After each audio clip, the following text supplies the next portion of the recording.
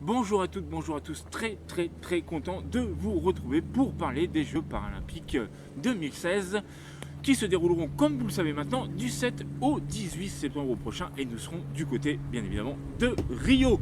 Aujourd'hui, nous parlons sport collectif et plus particulièrement rugby fauteuil avec la compétition qui se déroulera à la Carioca Arena et ça sera du 14 au 18 septembre, c'est-à-dire sur les 4 derniers jours de compétition.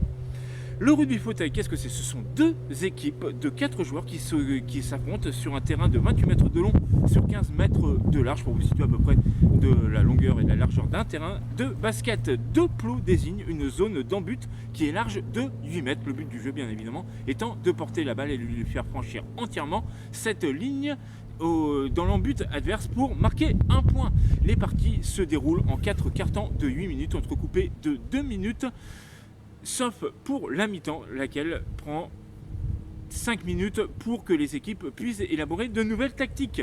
Les joueurs ont 40 secondes pour, quand ils récupèrent le ballon, aller marquer dans l'en-but adverse, 12 secondes pour franchir la ligne médiane et arriver en position offensive. Chaque joueur peut porter la balle simplement pendant 10 secondes. Au bout de 10 secondes, pour récupérer 10 secondes supplémentaires, il faut soit faire un dribble, soit passer la balle à un de ses coéquipiers.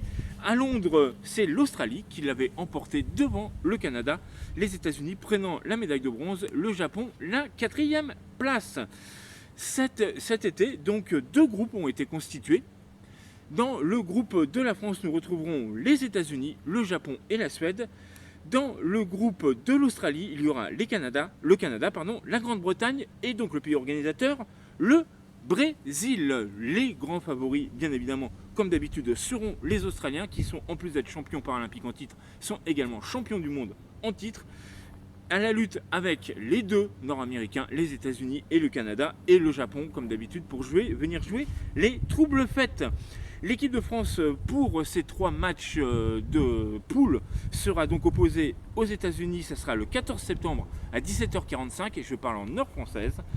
Le Japon, ça sera le 15 septembre à 21h et la Suède le 16 septembre à 15h30. Inutile de dire que la France devra faire au moins 2 exploits pour parvenir à se qualifier. La Suède, c'est un exploit qui est possible. Après, il faudra battre au choix les États-Unis ou le Japon. Et ça, ce n'est pas gagné. L'équipe de France sera constituée donc de 12 joueurs, comme je vous l'ai dit.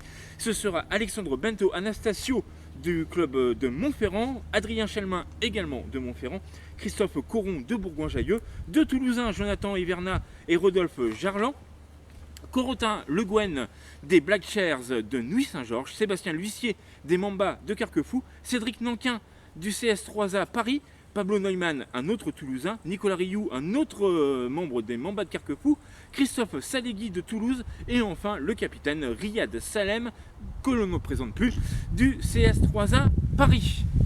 Voilà, cette vidéo est maintenant terminée. Je vous remercie de l'avoir suivi. Vous n'oubliez pas, si vous aimez, le petit pouce. Si vous voulez vous abonner, n'hésitez pas. Cela nous encourage encore bien plus loin. Et en attendant, moi je vous souhaite une bonne journée.